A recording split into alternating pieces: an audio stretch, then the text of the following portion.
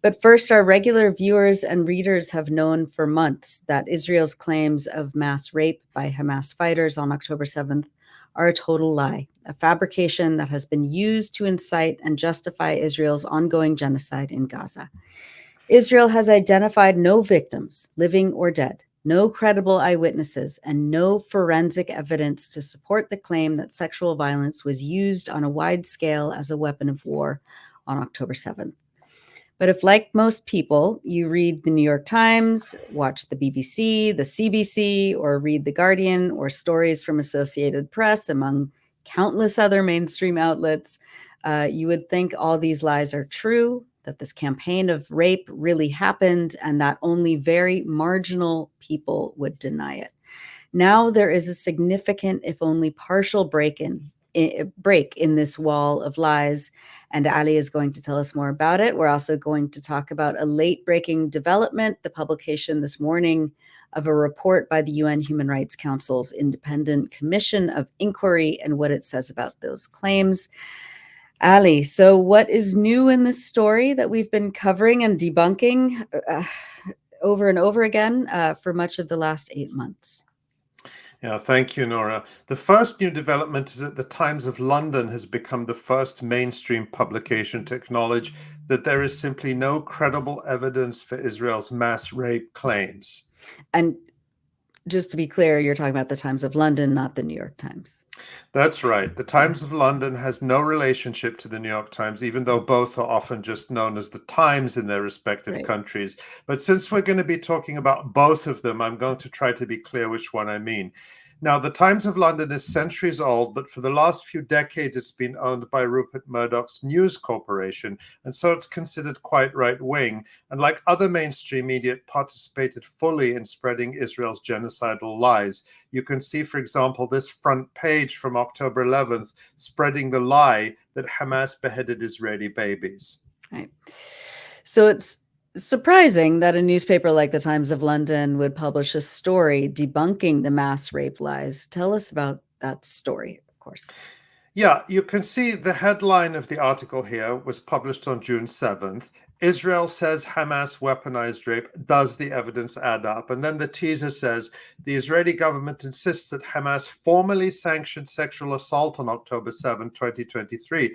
But investigators say the evidence does not stand up to scrutiny.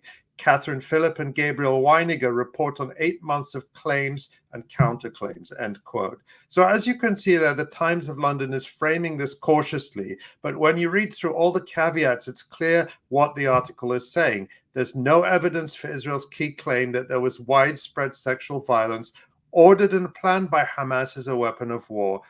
Where they hedge their bets and allow Israeli propagandists to score a few points in the article is by claiming that, well, maybe there's no evidence of systematic rapes ordered by Hamas, but there were probably still a few isolated incidents here and there. I've said in previous episodes of this live stream, and I stand by this, that our analysis shows that not only was there no mass rape, no deliberate use of sexual violence as a weapon of war, but that there is no credible evidence of even a single rape on October 7th. Ali, there's a lot to get into in terms of this article, but what stands out to you from what the Times reported?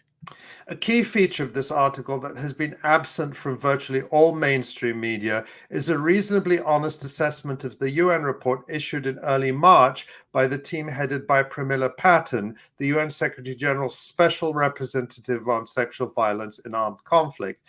The vast majority of coverage spun that report as finding convincing evidence and therefore giving the UN's blessing to Israel's mass rape narrative. But in fact, the opposite is the case, as the Times of London explains in this passage. And I quote, "The Israeli political establishment has opened a fresh battle with the UN over what the Patten report didn't say, that sexual violence was beyond reasonable doubt, systematic, widespread, and ordered and perpetrated by Hamas. Israeli advocates for the female survivors are now warning that the country's refusal to cooperate with a full and legal investigation, which the carefully worded report was not, threatens the prospect of ever finding out the full truth about the sexual violence of October 7 and delivering justice for the victims." I'll note it's interesting that the report the Times of London refers to victims several times because it doesn't actually show us that there are any. And the article also affirms several times, and this is an important fact, that Israel has absolutely rejected all calls from the UN and others to cooperate with an independent inquiry. And we'll talk more about that later. Right. And that's a really important point. And you have to wonder why Israel doesn't want independent investigators to take even a cursory look at its claims, let alone, any sort of in-depth investigation. Yes, and the Times of London article acknowledges that there was a lot of lying from very early on. It states here that, quote, litigating sexual violence within a conflict is difficult enough at the best of times, not least on a battlefield of the scale and complexity of October 7th. It becomes even harder without testimony from any survivors, the usual linchpin of such investigations. So there you can see they spoke earlier about victims, and here they say there are no victims. What would make the effort over October 7th harder still were the examples of false and misleading information from senior political figures and government-linked civil activists to those in police and security services tasked with the official investigation. So there you have acknowledgement of two key facts that we've been stating all along. Israel keeps telling us to believe Israeli women, but there are no Israeli women to believe when it comes to October 7th rapes. And the second fact, no surprise to anyone, is that Israel lies a lot, not just officials, but so-called civil activists, police and security services who knowingly or carelessly spread false information. Right. And give us some examples of these civil actors or activists participating in this hoax all along. Yeah, this is important because outside Israel, groups like Physicians for Human Rights, which published a widely cited report in November repeating many of the sexual atrocity claims, have been held up as sort of independent, brave sources who can be believed because, they're not the Israeli government or their respected human rights groups. But as we reported, Physicians for Human Rights Israel walked back those claims last month in an effort to restore its tattered credibility. It's too little too late, but you can see our headline here. Israeli rights group admits it helped spread false claims about October 7 rapes. And another of these so-called civil activists who got a huge amount of international attention and interviews and traveled around the world being greeted as a hero is 𝐓𝐡𝐞 who is celebrated around the world. And she got the Israel Prize even for setting up a so-called civil commission to investigate the mass rapes. She spread lies, including notoriously a graphic photo of a Kurdish female fighter in another country, which she falsely claimed was an Israeli rape victim. But it turned out that 𝐓𝐡𝐞 never did any investigation, and the whole civil commission was a grift in order to collect money. Again, you can see here how we reported on that in March with our story headlined, Israeli Commission on 7 October rape claims exposed as a fraud. And by the way, all of that is based on Israeli forces, which are fully cited in the article. Yeah, and she collected a lot of money with that grift. Does the Times of London delve into any of the evidence that supposedly corroborates the mass rape story? Yeah, I think one of the most important things the Times of London story does is it confirms what we said very early on, that the so-called eyewitnesses that have been paraded around in the media have no credibility whatsoever. There are actually 3 of them. It also demonstrates indirectly how the New York Times continues to stand by the outright lies written by Jeffrey Gettleman and his co-authors Anat Schwartz and Adam Seller in the notorious Screams Without Words article that they published in December. It also further confirms, as we've been saying, that there is absolutely no photographic or video evidence documenting rapes. So walk us through some of these points, Ali. First, how does the Times of London article further confirm that Jeffrey Gettleman and the New York Times are lying and have been lying this whole time? Let's look at one of the key witness accounts, eyewitnesses. The Times of London states that, quote, on November 14, the Israeli police held their first press conference for the international media on their investigations into sexual assault. Despite promising new evidence on its systematic nature, none was provided. A short video clip was aired with testimony by witness S, who described in horrific detail witnessing a gang rape and murder while hiding at the festival. That's the Supernova Festival. To this date, police have not interviewed a single survivor. On December 24, the police issued a decree to hospitals ordering them to hand over accounts of any rape survivor who had sought treatment. On January 4th, the police put out a fresh appeal for witnesses, saying they had succeeded in interviewing just 3 and had been unable to match their accounts with the bodies collected from the massacre site. End quote. Now, note that witness S is the same woman that Jeffrey Gettleman and company interviewed for the Screams Without Word article published on December 28th by the New York Times. And in that article, she is identified as Sapir. You may recall that Sapir's lurid account included the claim that she witnessed a group of Hamas fighters gang raping a group of Israeli women. In one case, she claimed that one of the Hamas men cut off one of the victim's breasts, and the men started tossing it around like a ball. Sapir also made the incredible claim that the Hamas men cut off the heads of several of the women and were prancing about with them. Except there was a major problem. There was absolutely no physical evidence backing up this outlandish story. Where were the severed heads and where were the headless bodies? Where was the copious blood and DNA that would have been left behind from such a grisly crime? How could Sapir's account be taken seriously without a shred of corroboration? So after Gettleman's story came under scrutiny, including by us at the Electronic Intifada, and started to fall apart, the Times allowed Gettleman to write a follow-up story to try to repair the damage. And that story was published on January 29th. In that follow-up story, Gettleman makes this extraordinary claim, and I quote, "The police said they found Sapir's bag where she said she had been hiding and women's clothing near where she said the rapes occurred. And 3 severed heads were found farther away near the bodies of assailants in military fatigues," Israeli officials said without providing more detail, end quote. Well, isn't that convenient? But as far as I know, Jeffrey Gettleman and the New York Times are the only outlet to ever claim that the Israeli police found 3 severed heads.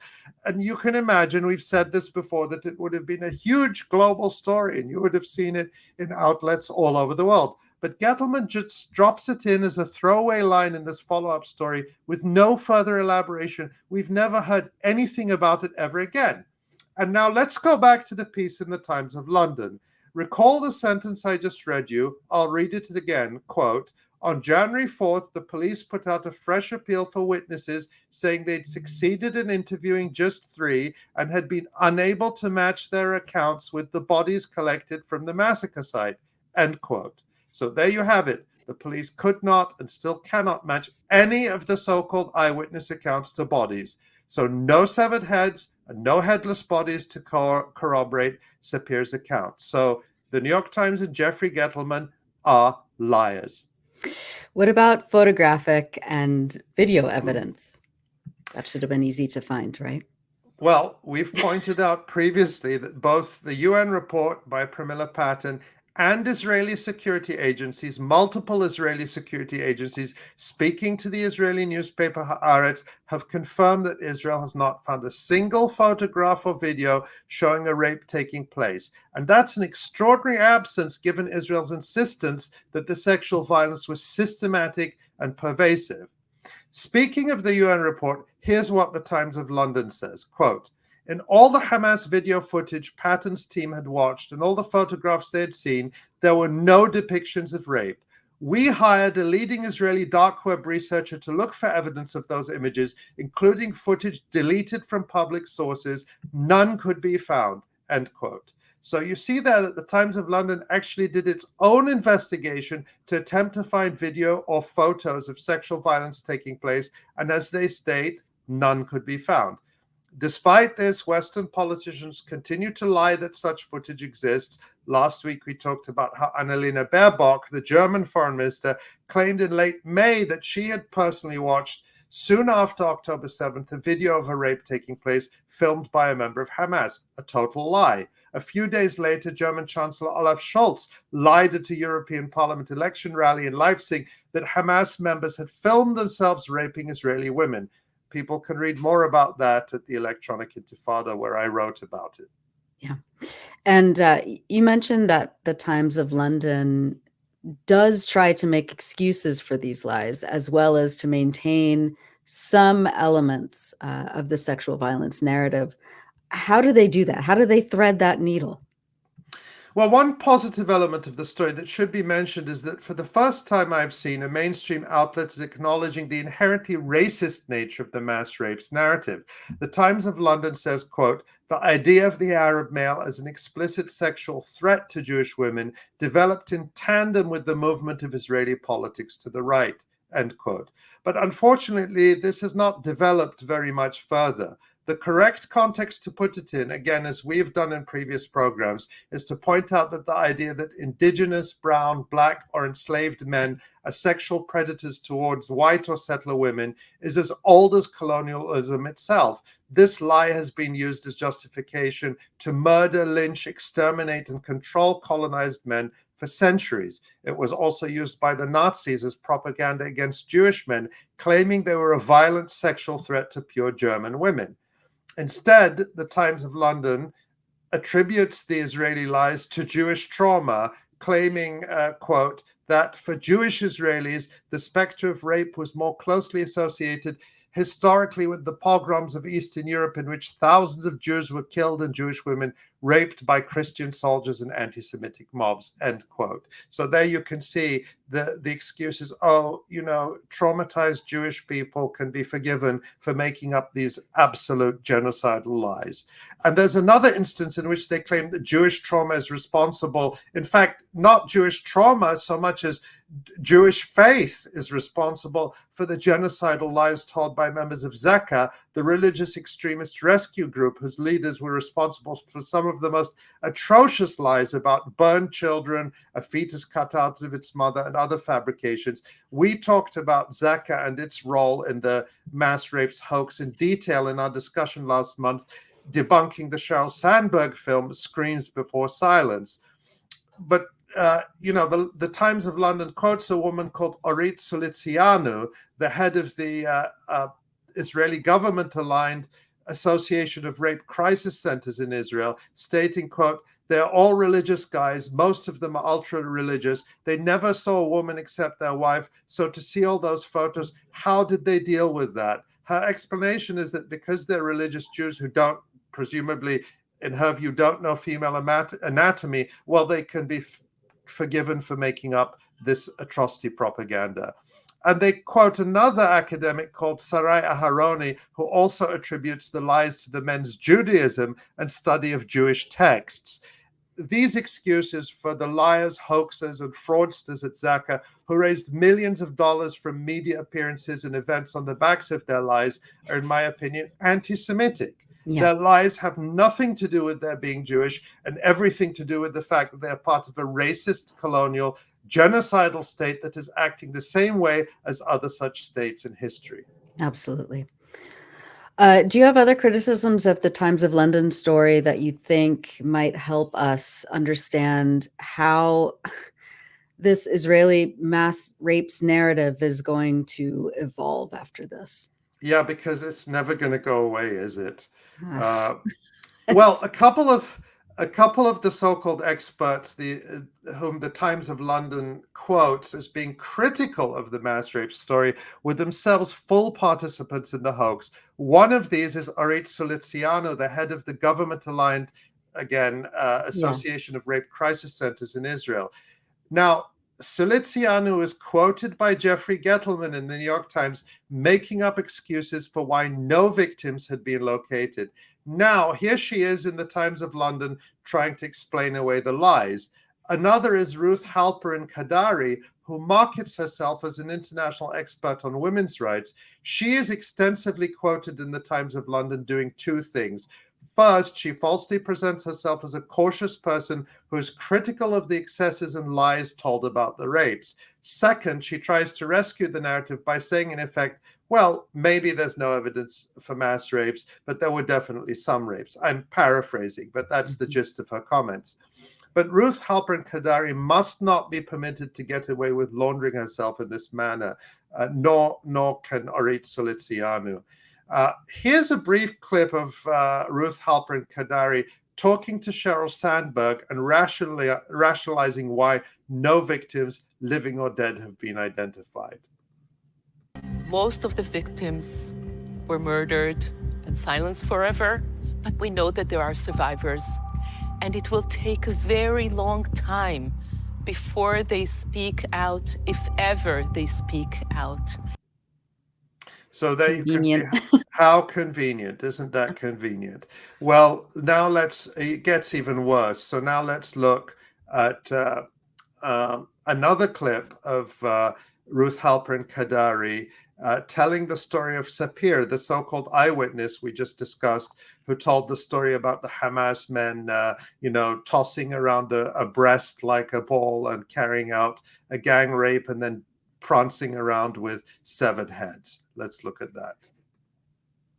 First eyewitness who stepped forward, a young woman who hid in the bushes and described that very close to her, a few yards from her, there was a group of Hamas terrorists who pulled by the hair another woman who was stripped from the waist down. הוא מושך לה בשיער, היה לה שיער ארוך, הוא מושך לה בשיער. היא לא לבושה, ובעצם אני מבינה שהוא אנס אותה. הוא בעצם משנע אותה. כאילו, ממש אני זוכרת את התנועה הזאת. ואז מעבירים אותה לעוד מישהו, והוא חותך לה את השד. הוא חותך לה את השד, הוא זורק את זה על הכביש, הם משחקים עם זה. The bodies whose breasts were cut were found in several other locations. It depicts a pattern that could not have been unless it was premeditated and preconceived by Hamas themselves.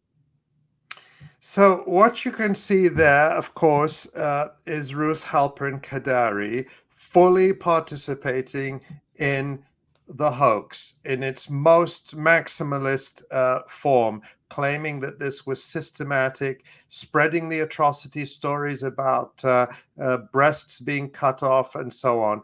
And that clip we heard in Hebrew, just for those who are listening, was a clip of, you'll remember I mentioned earlier, as the Times noted, the Times of London, the Israeli police played some of this interview with Sapir, or Witness S as they called her, at their press conference in November. And that was a clip of that video that the Israeli police showed of Witness S, or Sapir, and where she is describing what we've just discussed, where she claims to have seen the gang rape and the breasts being cut off. And you can see Ruth Halpern Kadari spreading that. So it's important to know who these characters are and not allow them to whitewash themselves by distancing themselves from a genocidal hoax that they were full participants in creating. The Times of London did not disclose the roles of 𝐄𝐥𝐞 𝐄𝐿 and Halpern Kadari in creating the hoax, and they presented them as if they were somehow independent and objective women's rights advocates. So that's something we need to keep an eye on. These hoaxers trying to rebrand and absolve themselves by now appearing to be, critics of the very genocidal lies they fully participated in spreading. Yeah. How is Israel and its lobby, especially in the UK, as this is, circulating in the UK press, how are they reacting to this story? Well, it won't surprise you that Israel and its lobby are mounting a major pressure campaign to try to get the Times to back away from the story. Here, for example, you can see a story in the Jewish Chronicle, one of the main Zionist mouthpieces in the UK, trying to discredit the reporting in the Times of London. We keep saying we hope we never have to talk about this story again, but they will keep trying to revive this totally discredited narrative. At the same time, more and more evidence of systematic torture and violence by Israel against Palestinians continues to emerge. The most recent reports from Israel's 𝐓𝐡𝐞 torture camp are absolutely horrific, and I have to warn that what I'm about to say is very graphic. For example, as our colleague Maureen Murphy writes in a recent piece, quote, Yunus al-Hamlawi, a senior nurse who was arrested in November after leaving Al-Shifa Hospital in Gaza City, told the New York Times that during his interrogation at 𝐓𝐡𝐞, a female officer ordered 2 soldiers to penetrate his rectum with a metal stick, causing him to bleed and experience unbearable pain. End quote.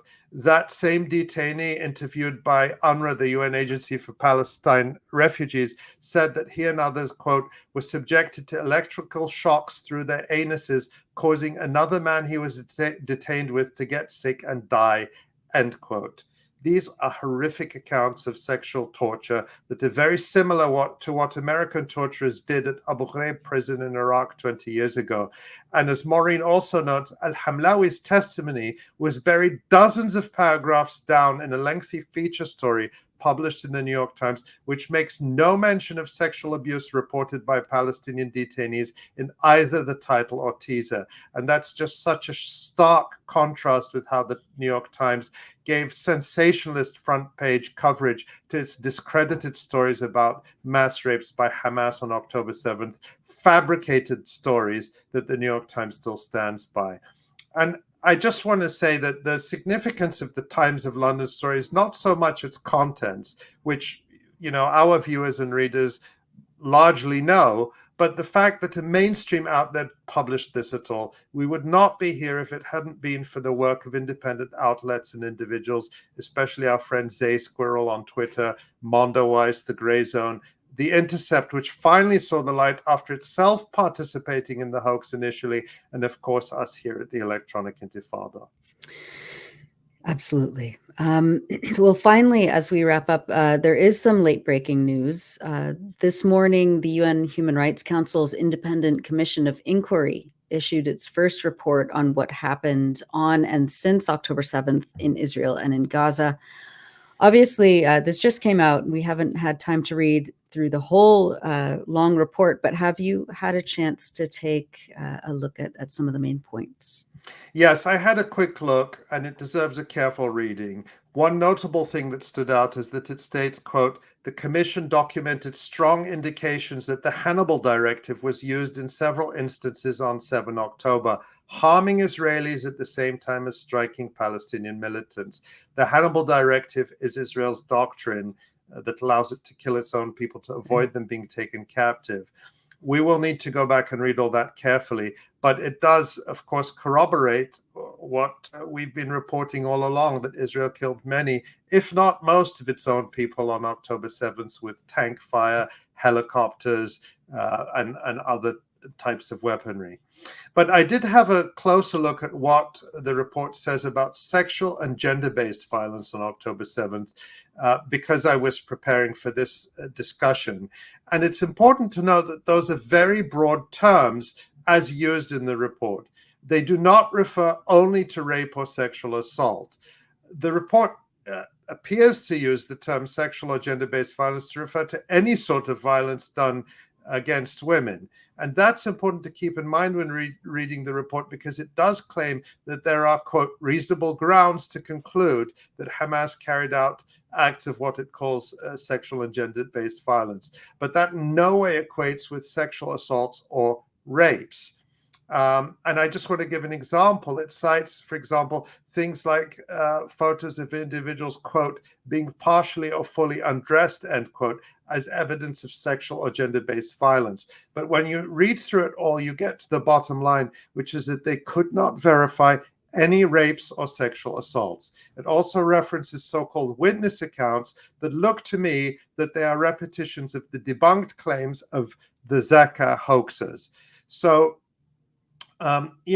with all of these UN reports, even independent inquiries like this one, they tend to bend over backwards to try to appease Israel and give credence to its narrative. But then buried in the text, you get to the heart of the matter.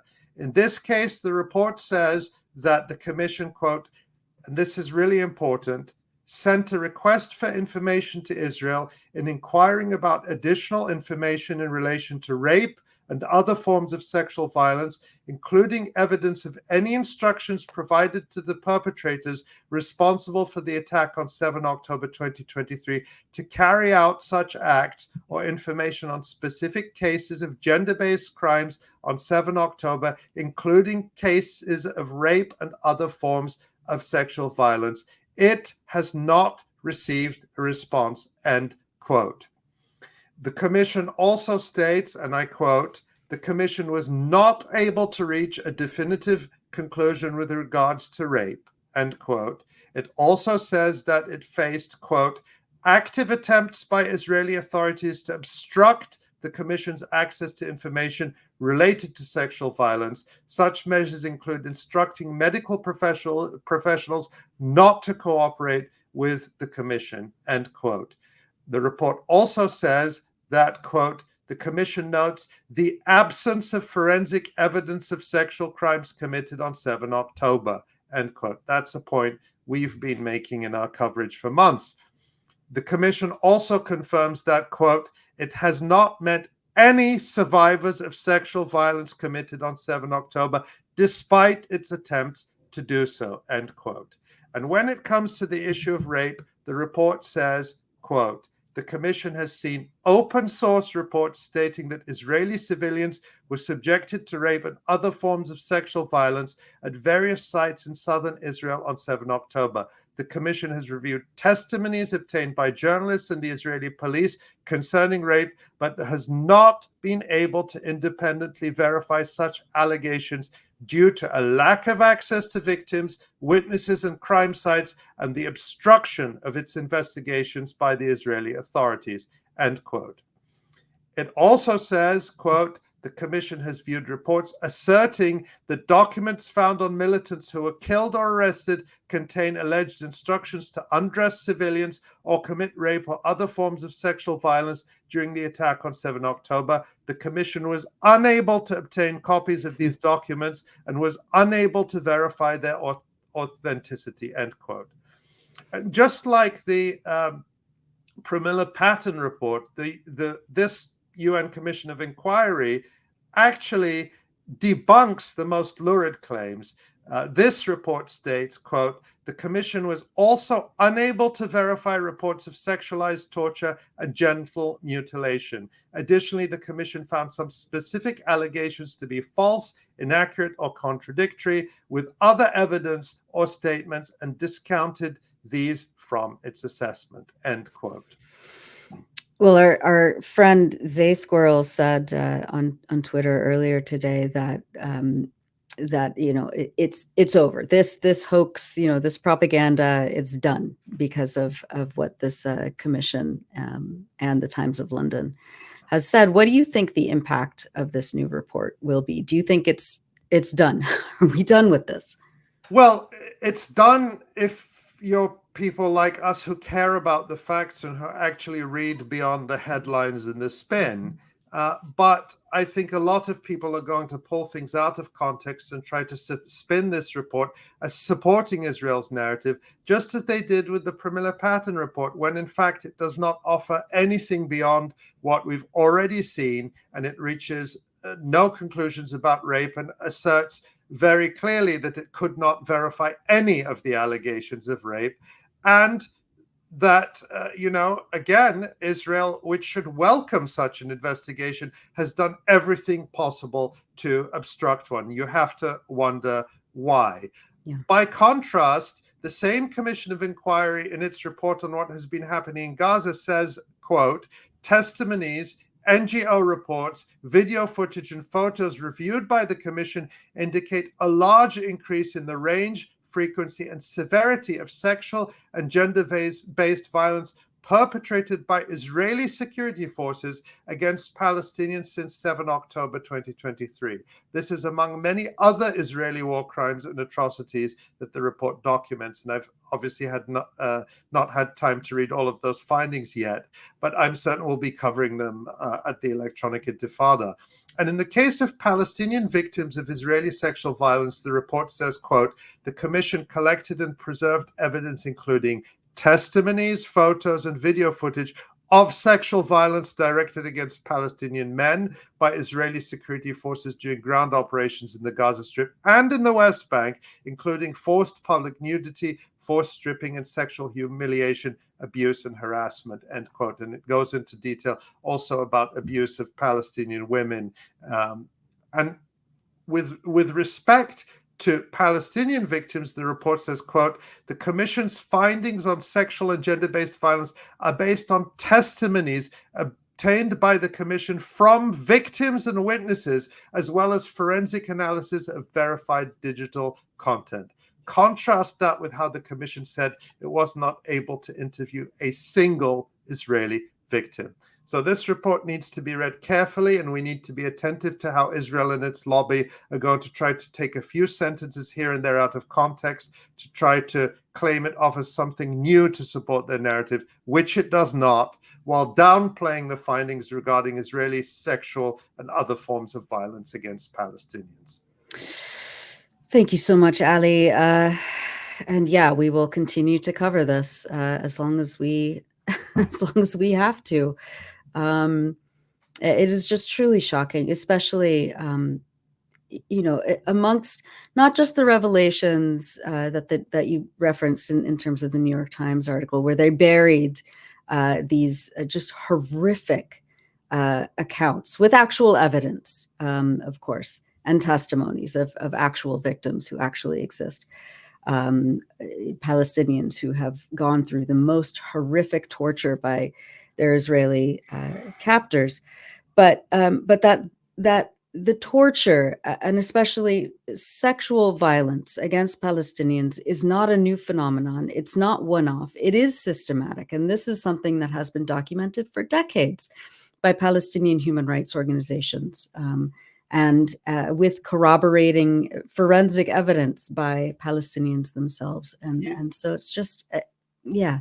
Yeah, and I often wonder, I ask myself, should we be spending so much time on this? There's so much to cover. Should we keep going back to this hoax that we've debunked repeatedly? And the reason I think it's important to keep doing this as they keep trying to revive it is because, they claim, there's that saying that journalism is the first draft of history. And you look at how the mainstream media are complicit in this propaganda. And I do not want anyone to be able to look back in the future and say, nobody knew at the time that these were genocidal lies. We need to make this part of the historical record. We need history to record that this was not true, that these were this defamation against Palestinians was used as an excuse to murder them, to exterminate them. And we have to make sure that the truth is what's recorded as history, not Israel's lies, not the New York Times' lies. That's right. Well, thank you for that, as always, Ali. Thanks for watching this video. Please subscribe to our YouTube channel, hit like, leave a comment. These engagements help us with the YouTube algorithm, and it helps us to get around Silicon Valley censorship as much as possible. It does make a difference. You can also support our journalism by going to electronicintifada.net and clicking on donate now. Thank you.